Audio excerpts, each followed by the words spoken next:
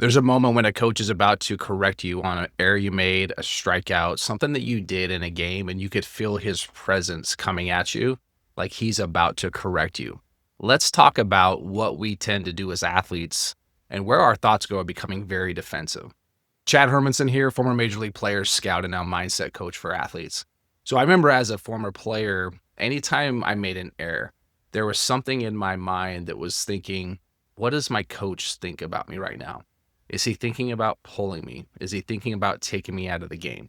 Now, this was mainly at the professional level when I was playing shortstop at a very young age.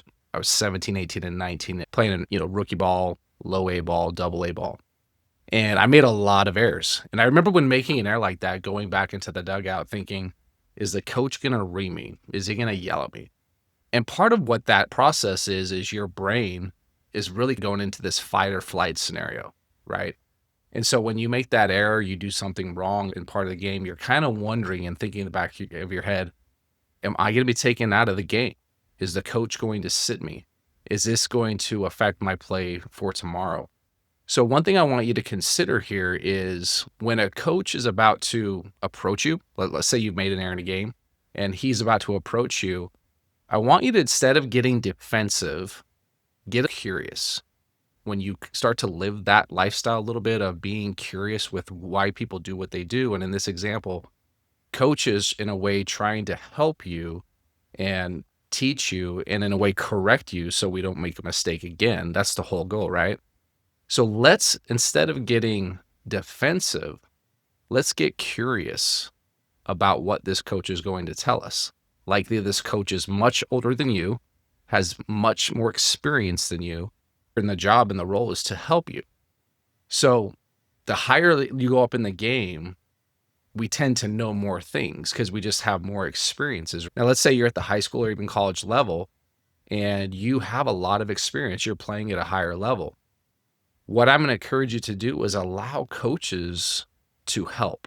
Allow them to help correct you. They see things on the field, and that's their job, is to evaluate. And when one of their players doesn't make a play, when they strike out, when they make an error, when they're not in the right defensive position, that's their job, is to help you and to point out these things to you.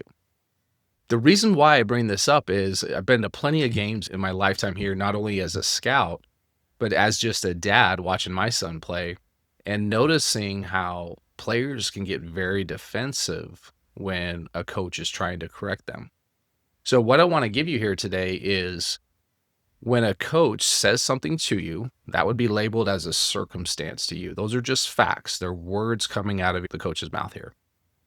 There's a gap between what the coach says to you and how your brain reacts to it. And that gap, your thoughts are now going to creep in and start to evaluate. They're going to start to get to work. Okay.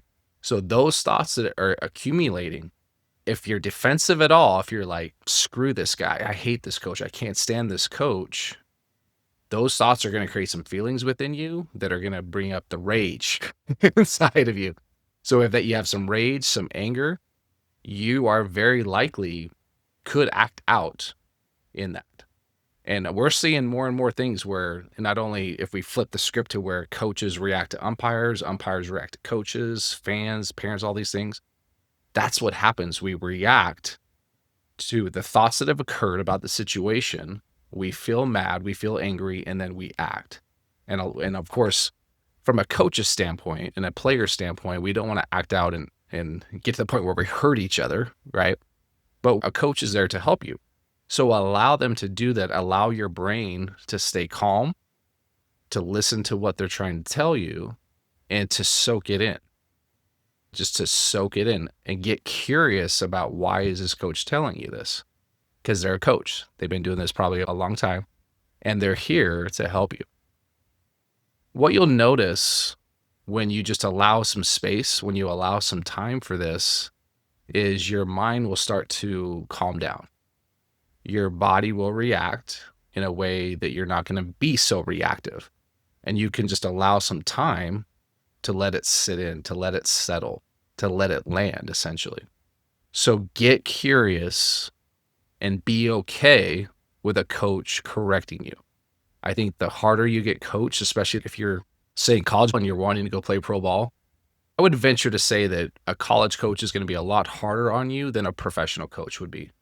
In my experience, I was a young player though, 17 drafted. Coaches weren't really hard on me at the professional level, to be frank.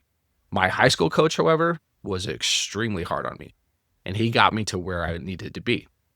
So I want you to embrace when a coach gets fired up, don't think of that so much as him being literally pissed at you, but he's pissed at you because he knows that you can do better, that we can correct the situation. And maybe you were just flat out lazy that play, for example. But embrace it, be curious, and be okay with being coached, especially if you want to play at a higher level.